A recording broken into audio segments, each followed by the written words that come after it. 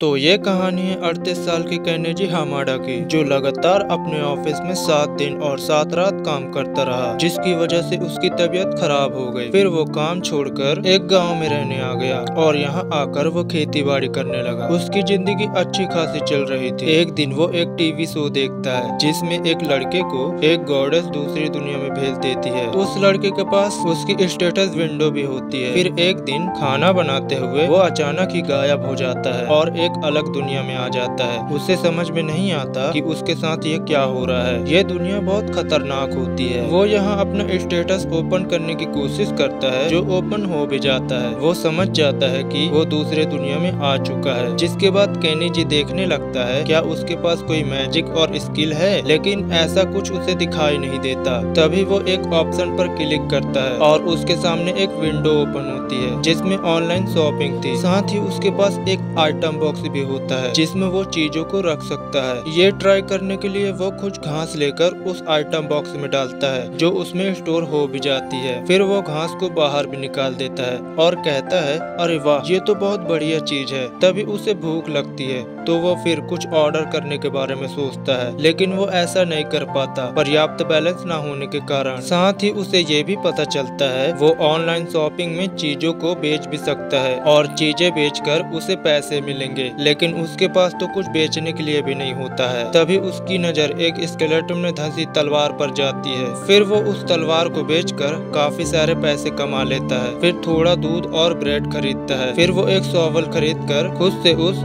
Skeleton को जमीन में दफना देता है। फिर उससे कहता है, तुम्हारी वजह से आज मेरी जान बच पाई है, शुक्रिया। फिर वो एक साइकिल खरीदकर जंगल से बाहर निकलने लगता है। थोड़ी देर बाद वो दूध पीता है। फिर आसपास के इलाकों का मुआयना करने के बाद फिर से आगे बढ़ने लगता है। फिर शाम के वक्त एक जगह रुककर अपना एक छोटा सा कैंप लगाता है और अपने लिए खाना भी बनाता है। जब वो खाना खाता है उसे वो बहुत पसंद आता है, लेकिन तभी हम देखते हैं कि वहाँ कुछ मॉन्स्टर आ जाते हैं। जैसे ही केनेजी उन्हें देखता है वो घबरा जाता है। फिर वो जल्दी से अपने ऑनलाइन स्टोर में हथियार ढूंढने लगता है। वो मॉन्स्टर केनेजी की तरफ धीरे धीरे आ रहे होते हैं। वो जल्दी से कुछ पटाखे और गैस टॉर्च खरीद लेता है और इन्हें जलाकर उन मॉन्स्टर की तरफ फेंक देता है। धुएं की वजह से वो मॉन्स्टर केनेजी से दूर तो होते हैं, लेकिन भागते नहीं। जिसके बाद केनेजी कुछ और ढूंढने लगता है और उसे एक गुलेल मिलता है। फिर वो उस गुलेल से उन मॉन्स्टर पर पत्थर मारने लगता है और पत्थर लगने की वजह से वो मॉन्स्टर बेहोश होने लगते हैं। ऐसे ही लगातार केनेजी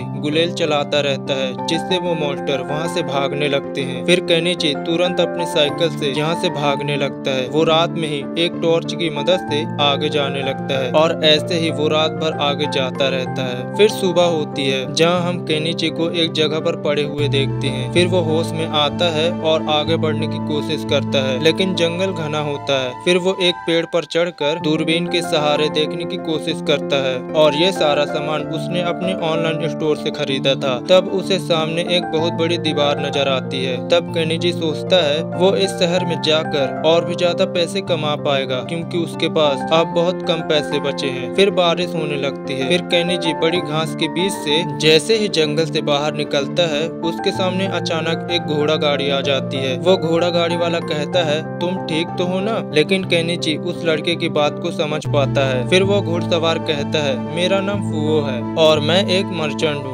अगर तुम शहर की तरफ जा रहे हो तो मैं तुम्हें वहाँ तक छोड़ देता हूँ। केनेजी कहता है, मदद के लिए शुक्रिया, वैसे मेरा नाम केनेजी है। इसमें एक लड़की भी बैठी होती है और ये भी शहर जा रही होती है। फिर फुओ कहता है, तुम शहर की तरफ क्यों जा रहे हो? केनेजी कहता है, मैं वहाँ कोई बिजनेस करूँगा। तभी हम देखते हैं उसके सामने बैठी हुई लड़की हाथों से कुछ इशारा करती है और उसके हाथ में एक गिटार आ जाता है। ये देखकर केनेजी हैरान हो जाता है। फुओ बताता है इस लड़की के पास एक आइटम बॉक्स है और आइटम बॉक्स बहुत रेयर होता है। ये एक नदी को पार करते हैं। इस लड़की का गाना गाते गाते ये शहर में पहुंच जाते हैं। फिर वो लड़की अपनी मंजिल में पहुंचकर इनसे अलविदा कहकर चली जाती है। वहीं केनेजी फुओ की मदद करता है उसका सामान रखवाने में, क्योंकि फुओ उसे यहाँ तक लेके आया है। इसलिए केनेजी उसे ऐसा थैंक्स उसे एक पोटली देता है। इस पोटली में काली मिर्च होती है। फुओ कहता है, तुम इतनी खतरनाक चीज बेचने वाले हो? जरा मेरी बात ध्यान से सुनो। बकौबा ज्यादा स्पाई सिंडिकेट मसालों का पूरा अधिकार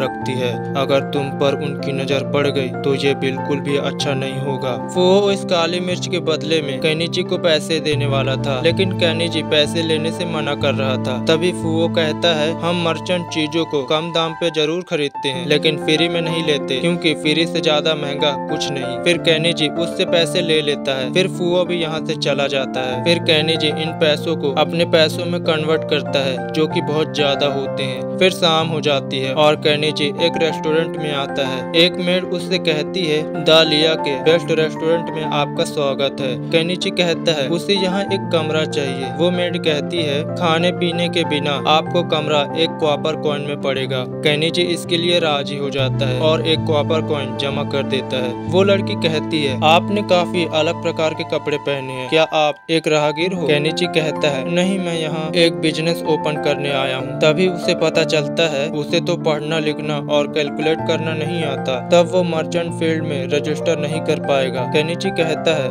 मुझे पढ़ने और लिखने में दिक्कत होगी, लेकिन मैं कैलकुलेट कर सकता हूँ। फिर वो मेड केनिची से एक छोटा सा सवाल पूछती है, लेकिन वो हैरान हो जाती है कि केनिची ने उसे बिल्कुल सही जवाब दिया। फिर केनिची उसको अपना नाम बताता है ताकि वो उसका नाम रजिस्टर कर दे। वो केनिची को अपना नाम बताती है, एजेलिया। तभी केनिची कहता है, एजेलिया, क्या तुम मुझे इस देश की भाषा पढ़ना और लिखना सिखा सकती हो? बदले में मैं तुम्हें दूसरे देश की बहुत अच्छी टॉफी दूंगा। जब एजेलिया टॉफी को टेस्ट करती है, उसे वो टॉफी काफी अच्छी लगती है। इस टॉफी को खाकर एजेलिया को किसी एंजल की तरह फील हो रहा था। तभी एजेलिया कहती है, अगर उन लोगों को पता चल गया कि ये चीज मेरे पास है तो वो मुझसे छीन लेंगे। अरे अब मैं क्या करूं? अगले सीन में हम देखते हैं एजेलिया केनिची को लिखना पढ़ना सिखा देती है और केनिची भी लिखना पढ़ना सीख जाता है। जो देख एजेलिया कहती है, तुम तो बहुत ही होशियार हो, तुम देखना बहुत बड़े मर्चेंट बनोगे। मुझे लगता है मुझे तुम्हारी प्रेमिका बन जाना चाहिए। केनिची कहता है, ये तुम क्या बोल रही हो? मैं तुम्हारे पिता की उम्र का हूँ। अगले ही पल एजेलिया ये देखकर हैरान हो जाती है केनिची ने उसकी कितनी अच्छी ड्राइंग बनाई है। वो इससे इतना ज्यादा खुश हो जाती है कि केनिची से चिपक ही जाती है और कहती है,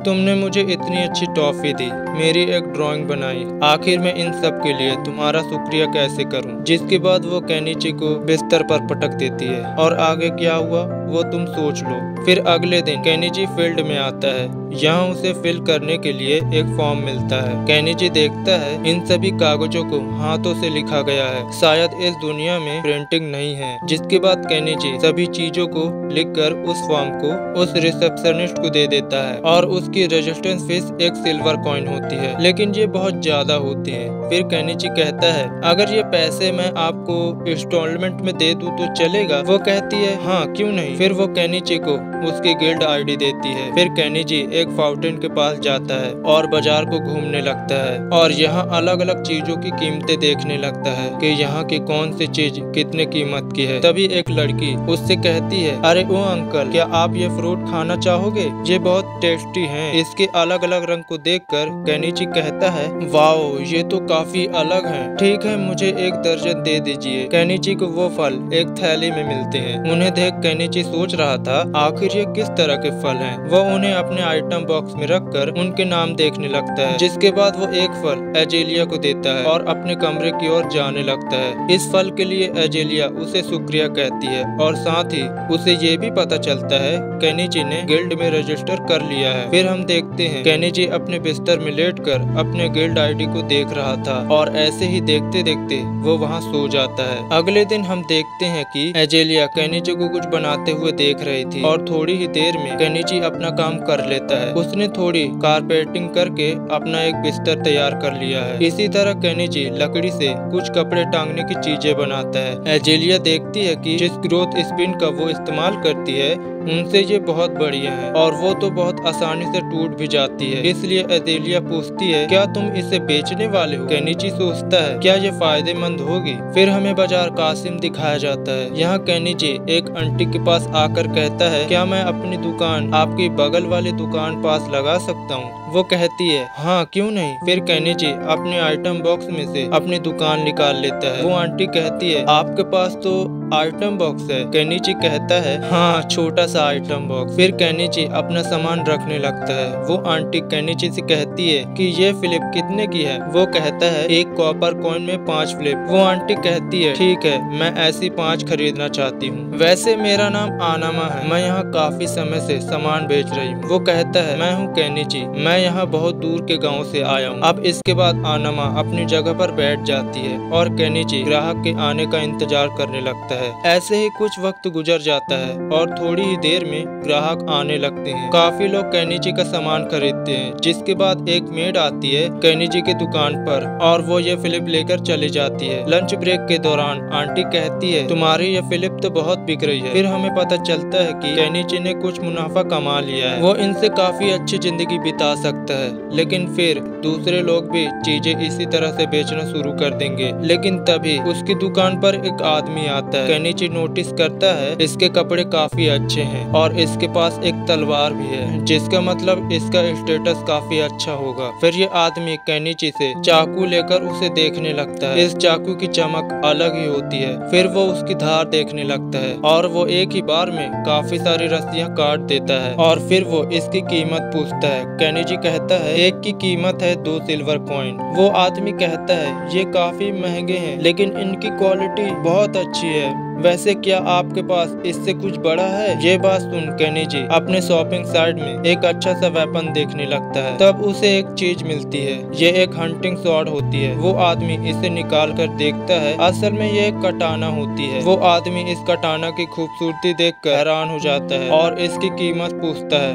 केनिची बताता है 1 गोल्ड कॉइन। वो आदमी कहता है ये बहुत कीमती है और बहुत खूबसूरत भी, अब मैं क्या करूं? केनिची को लगता है क्या उसने कुछ ज्यादा ही कीमत तो नहीं बता दी। तभी अचानक उसके सामने एक लड़की आ जाती है। वो देखता है ये तो एक बिल्ली जैसी इंसान है। वो लड़की केनिची की गंध ले रही थी। तभी उसके सिर पर एक मुक्का लगता है। हम देखते हैं ये उसी के नस्ल के दूसरे लोग थे, लेकिन केनिची उन बीस्ट को देखकर डर जाता है। केनिची बताता है जिस गांव से वो आया है उस गांव में बीस्ट फॉक्स नहीं है। तभी एक फॉक्स केनिची की दुकान में चढ़ के उसकी चादर को उतार कर उसे अपने हाथों में रख कर कहता है मैं ये खरीदना चाहता हूँ। केनिची के दिमाग में आता है कि उसे इस चादर को बेचकर दूसरी चादर खरीदनी चाहिए। फिर वो इस चादर की कीमत 3 कॉपर कॉइन बताता है। लेकिन उन फॉक्स को ऐसी 3 चादर चाहिए जिनकी कीमत 9 कॉपर कॉइन है। लेकिन केनिची इन्हें डिस्काउंट देगा और इनसे सिर्फ 8 कॉपर कॉइन लेगा। लेकिन इनके पास 8 कॉपर कॉइन भी नहीं होते। फिर केनिची कहता है तब तुम लोग मुझे 2 सिल्वर कॉइन दे दो, तब मैं तुम लोगों को 2 कॉपर कॉइन वापस करूंगा। लेकिन ये बात सुन ये लोग केनिची को बड़े अजीब नजरों से घूरने लगते हैं। तभी ये आदमी कहता है